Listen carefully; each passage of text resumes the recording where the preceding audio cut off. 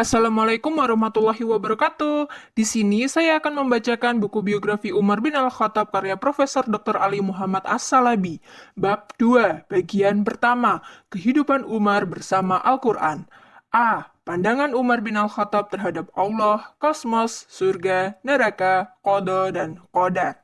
Sistem pendidikan di mana di dalamnya Umar bin Al-Khattab dan para sahabat yang mulia dididik adalah sistem pendidikan Al-Quran yang diturunkan dari sisi Tuhan semesta alam. Al-Quran adalah satu-satunya sumber pengambilan ilmu pengetahuan. Nabi telah bertekad untuk menyatukan sumber pengambilan ilmu dan menjadikan Al-Quran sebagai satu-satunya sistem atau manhaj dan pemikiran sentral yang di atasnya dididik seorang muslim, keluarga muslim, dan masyarakat muslim. Ayat-ayat yang telah didengar Umar secara langsung dari Rasulullah memiliki pengaruh besar dalam membentuk kepribadiannya. Ayat-ayat Al-Quran itu telah mensucikan hatinya, menjernihkan jiwanya, dan mempengaruhi ruhaninya, sehingga ia berubah menjadi manusia baru dengan nilai-nilai, emosi, tujuan, perilaku, dan pandangan baru. Melalui Al-Quran, Umar mengenal siapa Tuhan yang seharusnya ia sembah. Nabi telah menanamkan nilai-nilai ayat-ayat Al-Quran pada diri Umar. Beliau sangat tekun mendidik para sahabatnya agar mereka memiliki pandangan yang benar tentang Tuhan mereka dan hak-haknya atas diri mereka. Nabi sadar betul bahwa pandangan semacam ini akan membuahkan kepercayaan dan keyakinan dikala jiwa telah jernih dan fitrah telah lurus. Maka dari itu, pandangan Umar terhadap Allah, kosmos dan kehidupan, surga dan neraka, qada dan qadar, hakikat manusia, dan perangnya melawan setan benar-benar bersumber dari Al-Quran dan petunjuk Nabi. Allah terbebas dari segala kekurangan. Allah memiliki sifat-sifat sempurna yang tak terhingga. Dia Maha Esa, tidak ada sekutu baginya. Dia tidak memiliki istri dan tidak pula anak. Allah adalah pencipta segala sesuatu, pemilik dan pengaturnya. Sesungguhnya Tuhan kamu ialah Allah yang telah menciptakan langit dan bumi dalam 6 masa. Lalu dia bersemayam di atas arsy. Dia menutupkan malam kepada siang yang mengikutinya dengan cepat. Dan diciptakannya pula matahari, bulan, dan bintang-bintang masing-masing tunduk kepada perintahnya. Ingatlah, menciptakan dan memerintah hanyalah hak Allah. Maha suci Allah, Tuhan semesta alam. Al-A'raf ayat 54. Allah adalah sumber segala nikmat yang ada, kecil maupun besar, yang tampak maupun yang tersembunyi. Dan apa saja nikmat yang ada pada kamu, maka dari Allah lah datangnya. Dan bila kamu ditimpa oleh kemudaratan, maka hanya kepadanya lah kamu meminta pertolongan. An-Nahl ayat 53. Allah akan mencatat amalan-amalan manusia lewat perantara para malaikatnya dalam sebuah kitab yang tidak akan tertinggal amalan yang kecil maupun yang besar, kecuali akan dihitungnya. Kitab amalan itu akan diperlihatkan pada saat dan waktunya nanti. Tiada suatu ucapan pun yang diucapkannya, melainkan ada di dekatnya malaikat pengawas yang selalu hadir. Qaf ayat 18. Allah akan menguji hamba-hambanya dengan perkara-perkara yang berlawanan dengan apa-apa yang mereka inginkan dan kehendaki. Tujuannya agar dia tahu siapa di antara mereka yang rela dengan qada dan qadarnya, dan siapa di antara mereka yang tunduk patuh kepadanya, lahir maupun batin, sehingga ia pantas menyandang predikat khalifah dan pemimpin di muka bumi. Tujuan lainnya agar dia tahu siapa di antara mereka yang marah menerima qada dan qadarnya, sehingga ia tidak akan meraih apa-apa. Yang menjadikan mati dan hidup, supaya dia menguji kamu, siapa di antara kamu yang lebih baik amalnya, dan dia maha perkasa, lagi maha pengampun. Al-Mulk ayat 2. Allah akan memberi petunjuk, mengokohkan dan menolong siapa yang mencari perlindungan kepadanya, menetap di bawah perlindungannya, dan menerima keputusannya dalam segala hal. Sesungguhnya pelindungku ialah Allah yang telah menurunkan Alkitab, Al-Quran, dan dia melindungi orang-orang yang soleh. Al-A'raf ayat 196. Hak Allah atas hamba-hambanya adalah mereka menyembahnya, mengesahkannya, dan tidak menyekutukannya dengan sesuatu pun. Karena itu, maka hendaklah Allah saja kamu sembah dan hendaklah kamu termasuk orang-orang yang bersyukur. Az-Zumar ayat 66.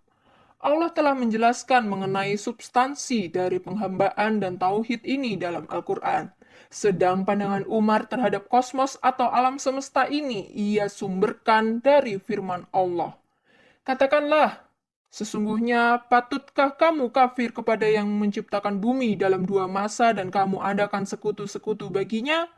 Yang bersifat demikian itulah Tuhan semesta alam. Dan dia menciptakan di bumi itu gunung-gunung yang kokoh di atasnya. Dia memberkahinya dan dia menentukan padanya kadar makanan-makanan penghuninya dalam 4 masa. Penjelasan itu sebagai jawaban bagi orang-orang yang bertanya. Kemudian dia menuju langit dan langit itu masih merupakan asap. Lalu dia berkata kepadanya dan kepada bumi, datanglah kamu keduanya menurut perintahku dengan suka hati atau terpaksa. Keduanya menjawab, kami datang dengan suka hati. Maka dia menjadikannya 7 langit dalam 2 masa dan dia mewahyukan pada tiap-tiap langit urusannya. Dan kami hiasi langit yang dekat dengan bintang-bintang yang cemerlang dan kami memeliharanya dengan sebaik-baiknya. Demikianlah ketentuan yang maha perkasa lagi maha mengetahui. Fusilat ayat 9 sampai 12. Kehidupan ini kendati panjang, pasti akan berakhir. Perhiasan kehidupan ini kendati besar, ia hanya sedikit dan hina. Sesungguhnya perumpamaan kehidupan duniawi itu adalah seperti air hujan yang kami turunkan dari langit, lalu tumbuhlah dengan suburnya karena air itu tanaman-tanaman bumi. Di antaranya ada yang dimakan manusia dan binatang ternak. Hingga apabila bumi itu telah sempurna keindahannya dan memakai pula perhiasannya, serta pemilik-pemiliknya mengira bahwa mereka pasti menguasainya, tiba-tiba datanglah kepadanya azab kami di waktu malam atau siang. Lalu kami jadikan tanaman-tanamannya laksana tanaman-tanaman yang sudah disabit, seakan-akan belum pernah tumbuh kemarin. Demikianlah kami menjelaskan tanda-tanda kekuasaan kami kepada orang-orang yang berpikir.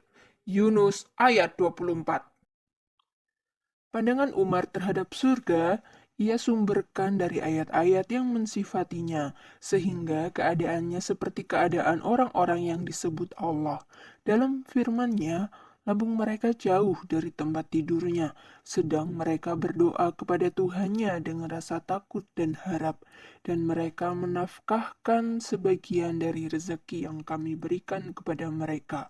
Seorang pun tidak mengetahui apa yang disembunyikan untuk mereka, yaitu bermacam-macam nikmat yang menyedapkan pandangan mata sebagai balasan terhadap apa yang telah mereka kerjakan.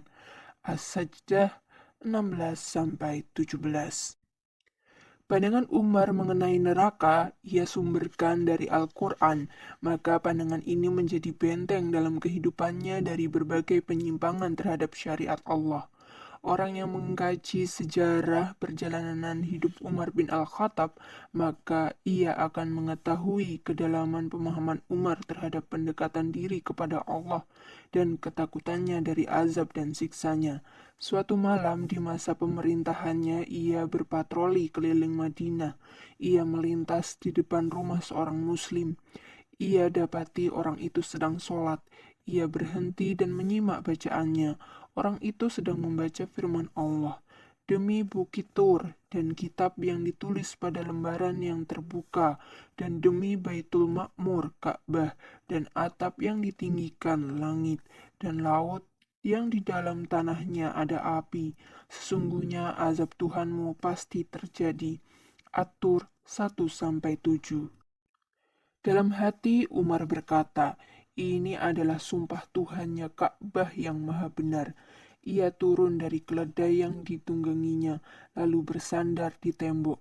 Ia berdiam di tempat itu cukup lama, kemudian pulang ke rumahnya. Tidak lama setelah kejadian itu, Umar jatuh sakit selama sebulan penuh.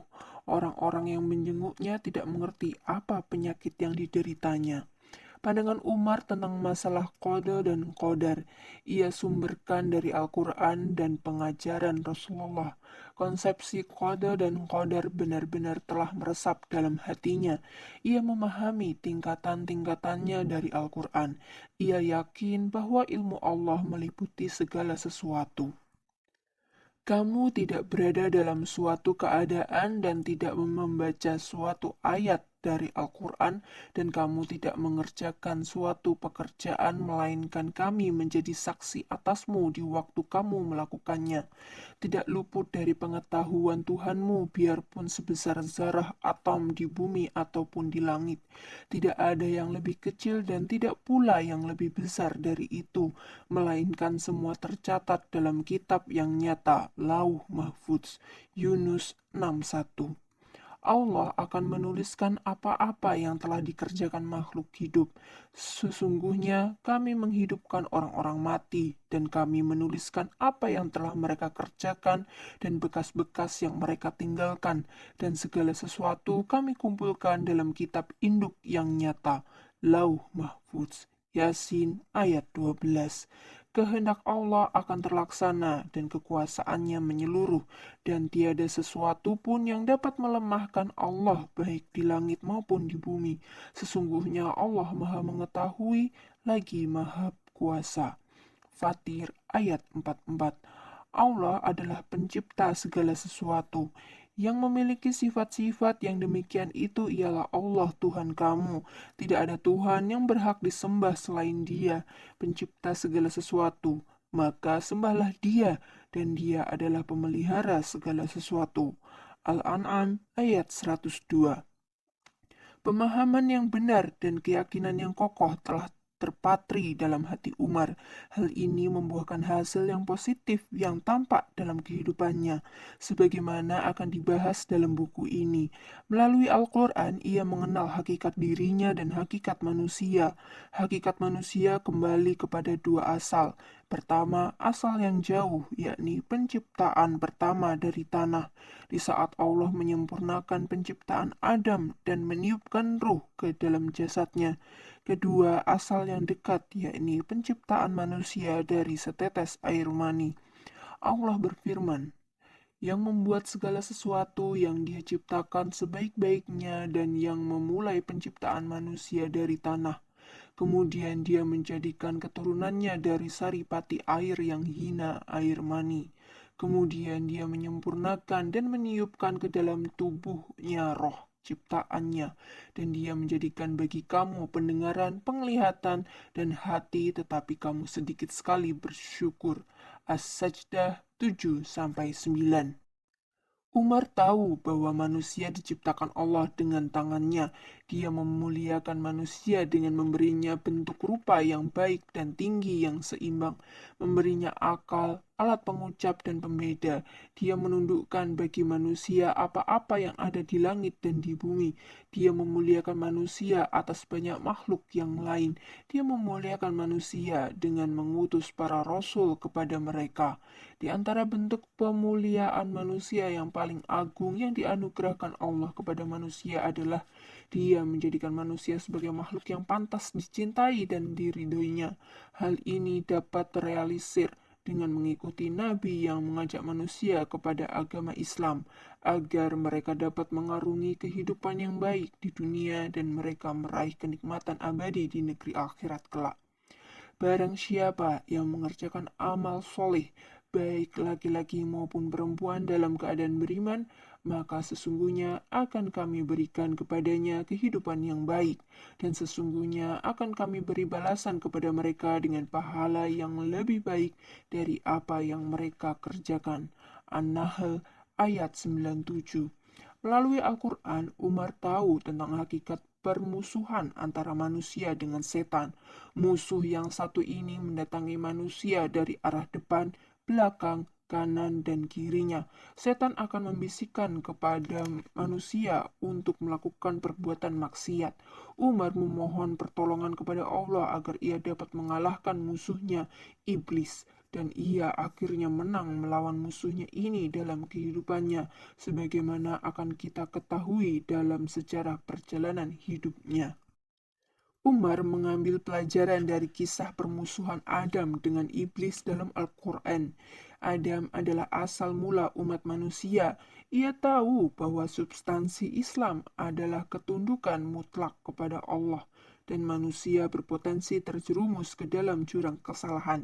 Dari kesalahan Adam, ia belajar tentang arti penting sikap tawakal seorang muslim kepada Tuhannya, arti penting taubat dan permohonan ampun dalam kehidupan seorang mukmin. Arti penting sikap menjauhi sifat hasad dan sombong, dan arti penting berbicara dengan kata-kata yang baik dengan para sahabat. Sebab Allah berfirman, "Dan katakanlah kepada hamba-hambaku, hendaklah mereka mengucapkan perkataan yang lebih baik benar. Sesungguhnya setan itu menimbulkan perselisihan di antara mereka. Sesungguhnya setan itu adalah musuh nyata bagi manusia." Al-Isra ayat 53. Umar berjalan di atas manhaj Rasulullah dalam mensucikan spiritualitas para sahabatnya, dalam menjernihkan hati mereka dengan berbagai jenis ritual ibadah, dan dalam mendidik mereka agar berakhlak dengan akhlak Al-Quran.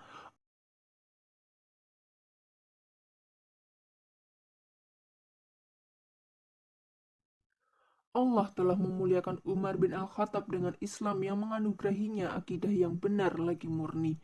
Akidah pertamanya benar-benar telah sirna dan sendi-sendi keberhalaan telah musnah dari dalam hatinya. Tidak ada lagi kedekatan dengan berhala, tidak ada anak perempuan bagi Tuhan, tidak ada lagi hubungan kedekatan jin dengan Tuhan, tidak ada lagi dunia perdukunan, dan tidak ada lagi keyakinan bahwa tidak ada kehidupan pasca kematian. Semua keyakinan lama itu telah berakhir dan telah tergantikan dengan akidah keimanan kepada Allah yang Maha Esa, yang bersih dari syirik, anak, perdukunan, dan ketiadaan hidup pasca kehidupan dunia. Akidah ini telah tergantikan dengan keimanan kepada hari akhir, di mana semua amal manusia akan diberi balasan yang setimpal. Kesia-siaan hidup di masa jahiliyah telah berakhir dan diganti dengan akidah keimanan pada hari akhir. Umar benar-benar lebur secara total dalam agama Islam. Allah dan Rasulnya menjadi yang paling dia cintai dari segalanya. Ia menyembah Allah seakan-akan ia melihatnya. Umar dididik di atas sistem pendidikan Al-Quran berkat taufik dan petunjuk dari Allah. Kehidupannya bersama Al-Quran telah mempengaruhi akal, hati, jiwa, dan spiritualnya. Buah-buah kehidupannya bersama Al-Quran benar-benar berpengaruh terhadap seluruh anggota tubuhnya. Hal ini disebabkan karena ia berguru kepada Rasulullah. B.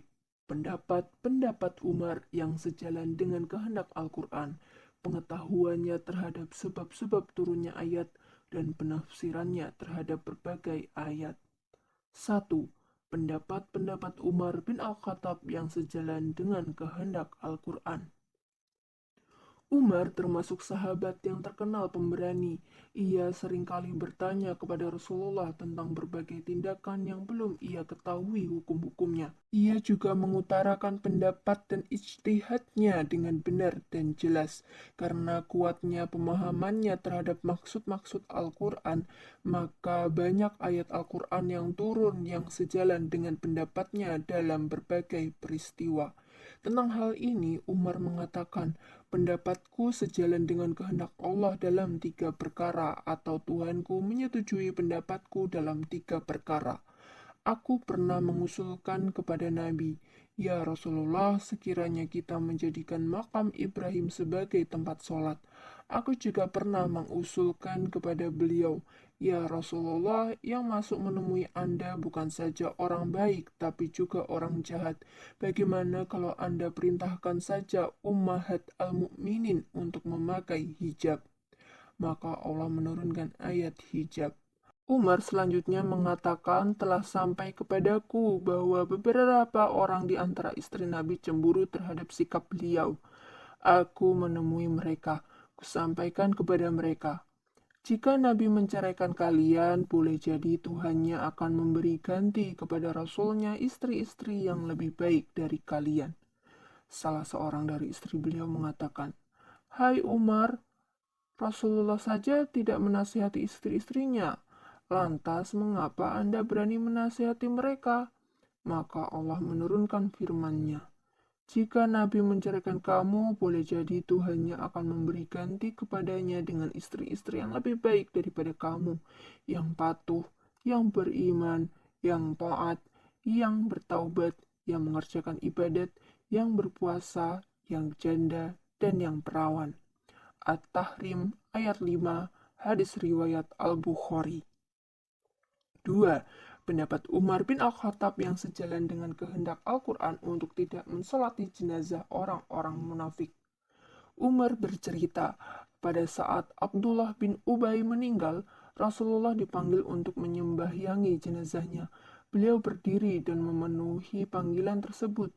Ketika beliau hendak menyembahyangi jenazahnya, aku berbalik arah dan berdiri di hadapan beliau dan mengatakan, "Ya Rasulullah, apakah pantas musuh Allah Abdullah bin Ubay yang pernah berkata pada hari ini dan itu dan berkata begini dan begitu masih dikenang hari-harinya?" Rasulullah tersenyum melihat tindakanku hingga aku menyampaikannya kepada beliau berkali-kali. Beliau mengatakan, "Biarkanlah aku, hai Umar, aku telah disuruh untuk memilih, maka aku telah memilihnya.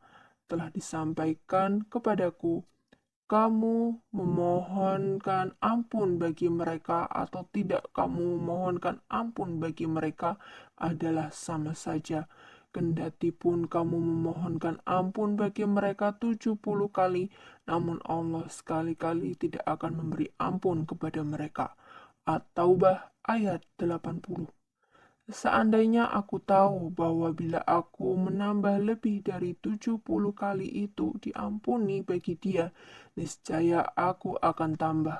Kemudian beliau menyembahyangi jenazahnya, mengiringinya dan berdiri berdoa di makamnya hingga usai. Nabi heran atas keberanianku terhadap beliau. Allah dan Rasulnya lebih mengetahui. Tidak lama kemudian turunlah 2 ayat berikut. "Dan janganlah kamu sekali-kali menyembahyangkan jenazah seorang yang mati di antara mereka. Dan janganlah kamu berdiri berdoa di kuburnya. Sesungguhnya mereka telah kafir kepada Allah dan Rasul-Nya, dan mereka mati dalam keadaan fasik. Dan janganlah harta benda dan anak-anak mereka menarik hatimu. Sesungguhnya Allah menghendaki akan mengazab mereka di dunia dengan harta dan anak-anak itu, dan agar melayang nyawa mereka dalam keadaan kafir." At-Taubah ayat 84-85. Sesudah itu, Rasulullah tidak pernah lagi menyembahyangi jenazah orang munafik dan tidak pula berdiri mendoakan di kuburnya hingga Allah mewafatkan beliau. Hadis riwayat At-Tirmizi. 3. Pendapat Umar bin Al-Khattab mengenai tawanan perang Badar. Umar bin Al-Khattab bercerita, pada saat perang Badar, Allah mengalahkan orang-orang musyrik. 70 orang prajurit mereka terbunuh dan 70 prajurit lainnya tertawan. Rasulullah minta pendapat Abu Bakar, Ali, dan Umar. Abu Bakar mengusulkan, "Wahai Nabi Allah, mereka semua adalah anak-anak paman, famili, dan saudara-saudara kita. Aku berpendapat sebaiknya Anda menerima tebusan saja dari mereka. Tebusan itu akan menambah kekuatan bagi kita dalam menghadapi orang-orang kafir, dan semoga Allah memberikan petunjuk kepada mereka hingga mereka dapat menjadi tambahan kekuatan bagi kita." Rasulullah bertanya, "Bagaimana dengan pendapatmu, wahai Umar bin Al-Khattab?"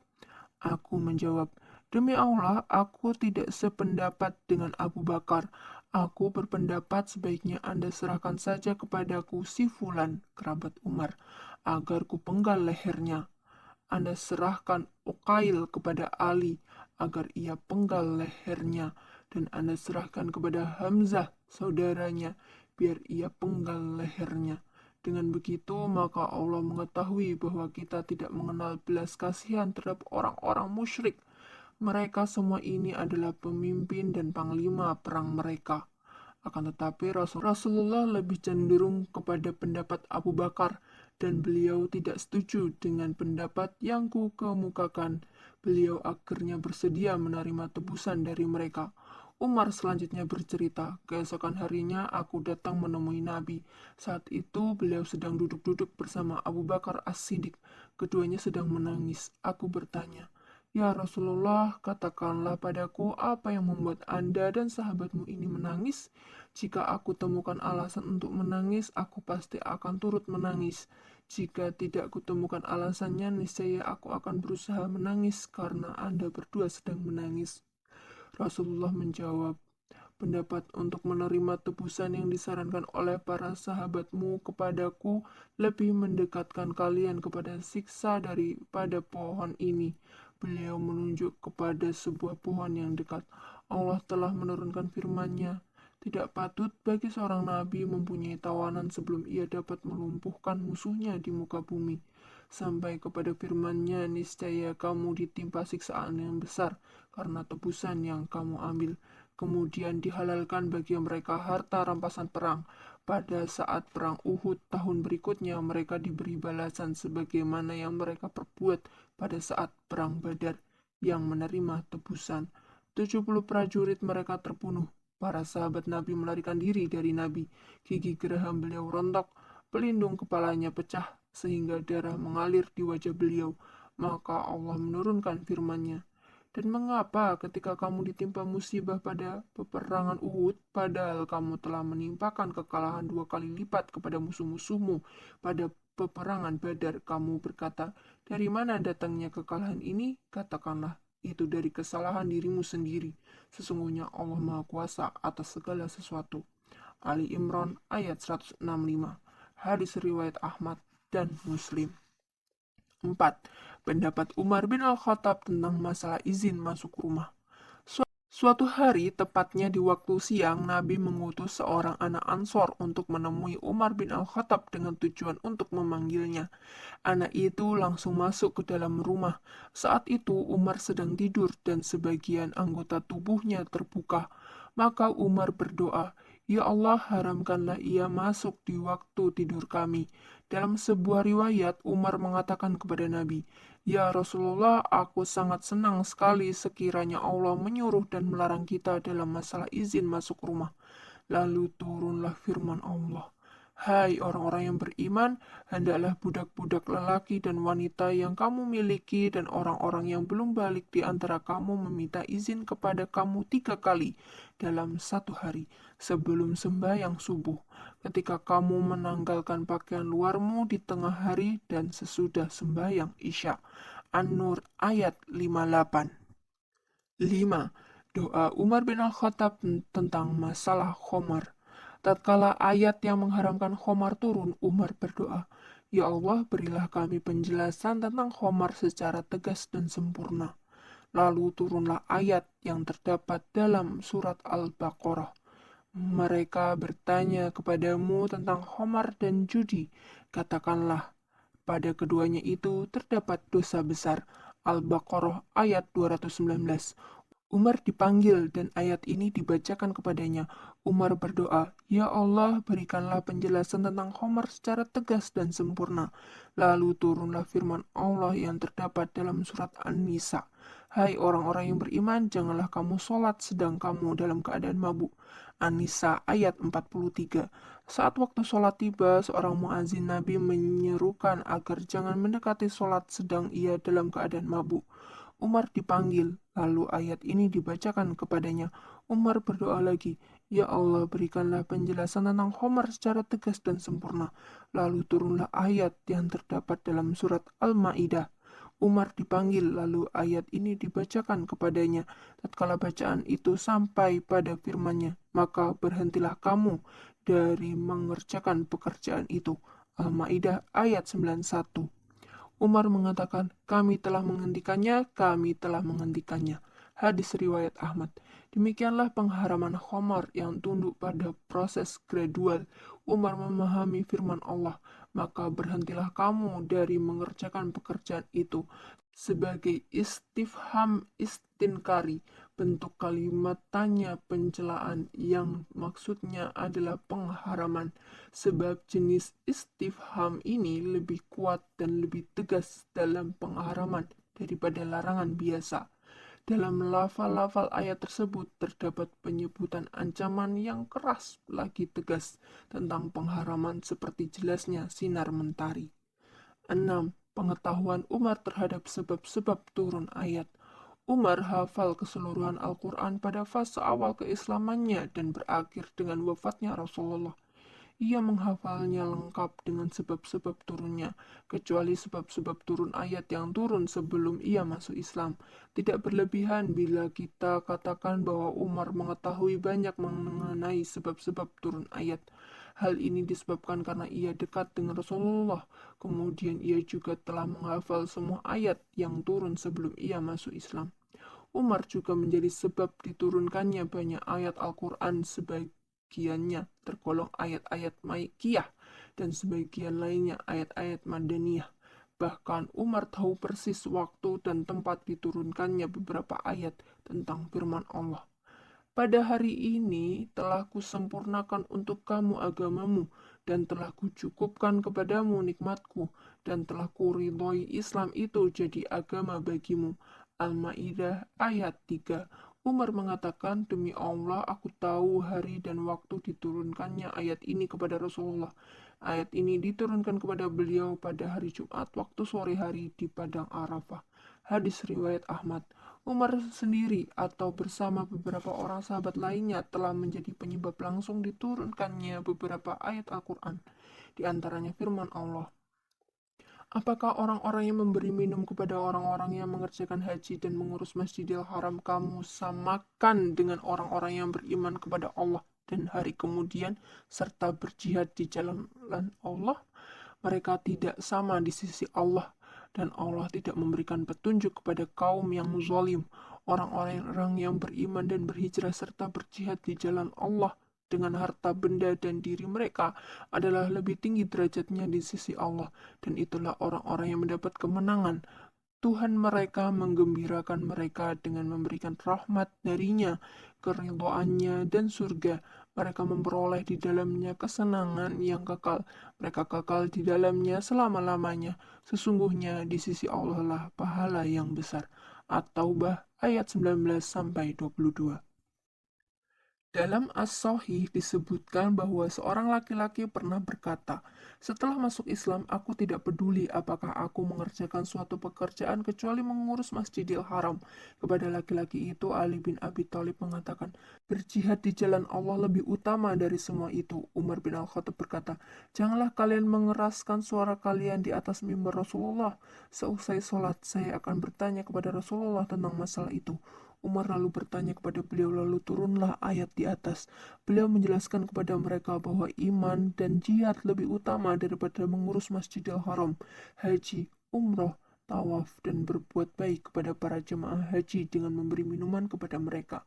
Karenanya Abu Hurairah pernah mengatakan, berjaga di perbatasan pada malam hari sewaktu berjihad di jalan Allah adalah lebih kucintai daripada aku bangun pada malam Lailatul Qadar di Hajar Aswad. 7. Umar bertanya kepada Rasul mengenai maksud berbagai ayat. Umar senang bertanya kepada Rasul tentang maksud berbagai ayat Al-Quran. Terkadang ia suka mendengar seorang sahabat yang menafsirkan berbagai ayat yang penafsirannya bersumber dari Rasul. Lalu ia menghafalkannya dan mengajarkannya kepada para penuntut ilmu.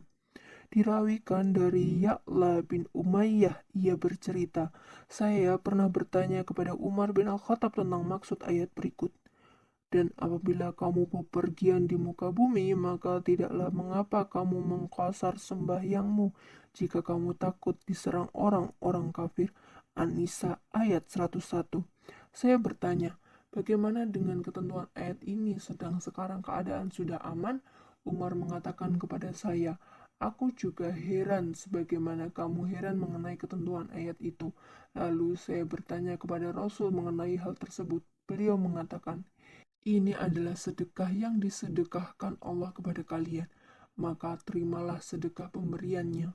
Hadis riwayat Ahmad. Umar bin Al-Khattab juga pernah ditanya tentang maksud ayat berikut. Dan ingatlah ketika Tuhanmu mengeluarkan keturunan anak-anak Adam dari sulbi mereka. Al-A'raf ayat 172. Umar lalu menjawab, saya pernah mendengar Rasulullah ditanya tentang hal itu. Maka Rasulullah menjawab, Allah menciptakan Adam, lalu dia mengusap sulbinya dengan tangan kanannya. Maka keluarlah darinya keturunan. Allah berfirman, aku ciptakan mereka untuk menjadi penghuni surga, dan dengan amalan penghuni surga mereka beramal.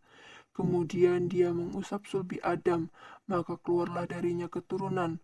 Maka Allah berfirman, kuciptakan mereka untuk menjadi penghuni neraka, dan dengan amalan penghuni neraka mereka beramal. Salah seorang sahabat bertanya, ya Rasulullah, apa amalan itu? Rasulullah menjawab, sesungguhnya bila Allah menciptakan seorang hamba untuk menjadi penghuni surga, maka dia menjadikan hamba itu beramal dengan amalan penghuni surga hingga ia mati, tetapi beramal seperti amalan penghuni surga. Maka dia memasukkan hamba itu ke dalam surga. Dan bila dia menciptakan seorang hamba untuk menjadi penghuni neraka, maka dia menjadikan hamba itu beramal dengan amalan penghuni neraka hingga ia mati tetap beramal seperti amalan penghuni neraka. Maka dia memasukkan hamba itu ke dalam neraka. Hadis riwayat Ahmad. Tatkala firman Allah berikut turun, golongan itu pasti akan dikalahkan dan mereka akan mundur ke belakang. Al-Qamar ayat 45. Umar bertanya-tanya, siapa golongan yang pasti akan dikalahkan dan siapa golongan yang pasti akan dimenangkan? Umar bercerita, pada saat perang Badar, saya menyaksikan Rasulullah tetap mengenakan perisai sambil membaca firman Allah. Golongan itu pasti akan dikalahkan dan mereka akan mundur ke belakang. Sejak saat itu saya jadi tahu maksud dari ayat tersebut. 8. Penafsiran dan komentar Umar terhadap berbagai ayat. Umar membatasi diri dalam menafsirkan Al-Quran dengan pendapatnya. Karenanya ketika ia ditanya tentang penafsiran firman Allah, demi angin yang menerbangkan debu sekuat-kuatnya, ia menjawab, yang dimaksud adalah angin. Seandainya aku tidak mendengar Rasulullah menafsirkan demikian, niscaya aku tidak akan mengemukakan penafsiran semacam itu.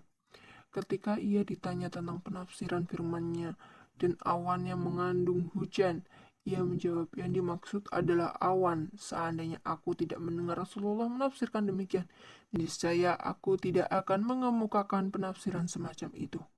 Ketika ia ditanya tentang penafsiran firman-Nya dan kapal-kapal yang berlayar dengan mudah, ia menjawab, yang dimaksud adalah kapal-kapal. Seandainya aku tidak mendengar Rasulullah menafsirkan demikian, niscaya aku tidak akan mengemukakan penafsiran semacam itu. Dan ketika ia ditanya tentang penafsiran firman-Nya dan malaikat-malaikat yang berbagi-bagi urusan, ia menjawab, yang dimaksud adalah para malaikat.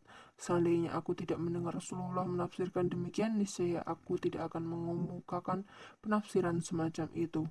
Umar bin Al-Khattab memiliki metode khusus dalam menafsirkan ayat-ayat Al-Quran. Bila ia menemukan penafsiran Rasulullah terhadap suatu ayat, maka ia akan mengikuti penafsiran beliau. Penafsiran model inilah yang lebih utama sebagaimana kita perhatikan dari penafsiran Umar terhadap ayat-ayat yang telah dikemukakan di atas.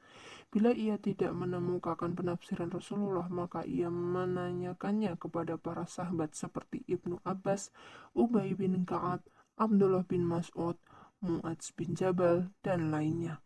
Umpamanya, Umar pernah bertanya kepada para sahabat, bagaimana pendapat kalian tentang penafsiran ayat berikut? Apakah ada salah seorang di antaramu yang ingin mempunyai kebun kurma dan anggur yang mengalir di bawahnya sungai-sungai? Dia mempunyai dalam kebun itu segala macam buah-buahan. Kemudian datanglah masa tua pada orang itu sedang dia mempunyai keturunan yang masih kecil-kecil. Maka kebun itu ditiup angin keras yang mengandung api, lalu terbakarlah. Demikianlah Allah menerangkan ayat-ayatnya kepada kamu supaya kamu memikirkannya. Al-Baqarah ayat 266. Para sahabat menjawab, Allah yang lebih mengetahui. Umar marah sambil mengatakan, hendaklah kalian katakan, kami mengetahui atau tidak mengetahui penafsirannya. Ibnu Abbas mengatakan, aku punya pendapat tentang penafsiran ayat itu, wahai Amirul Mukminin. Hai putra saudaraku, kemukakanlah, jangan rendahkan dirimu, kata Umar. Ayat itu diperumpamakan untuk suatu perbuatan, kata Ibnu Abbas. Perbuatan apa? Tanya Umar. Untuk suatu perbuatan, jawab Ibnu Abbas. Umar berkata, perumpamaan untuk seorang laki-laki yang kaya raya dan gemar berbuat ketaatan kepada Allah, lalu Allah mengutus setan kepadanya, maka ia mengerjakan maksiat hingga menenggelamkan amalan-amalannya.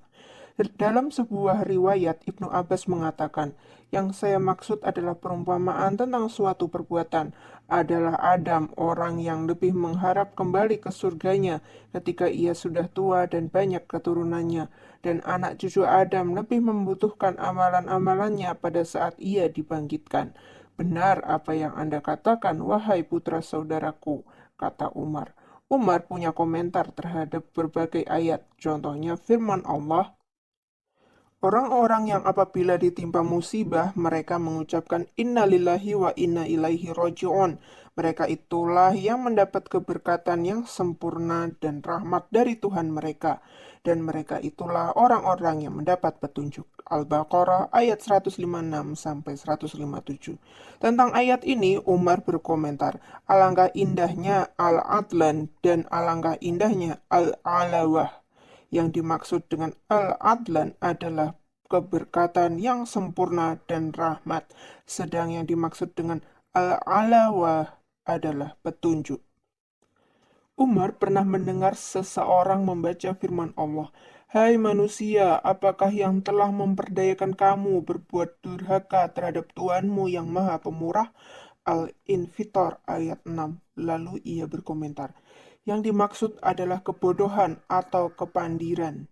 Ia menafsirkan firman-Nya, dan apabila ruh-ruh dipertemukan dengan tubuh, At-Takwir ayat 7, dengan mengatakan ruh orang yang fasik dipertemukan dengan ruh orang yang fasik, dan ruh orang yang jahat dengan ruh orang jahat.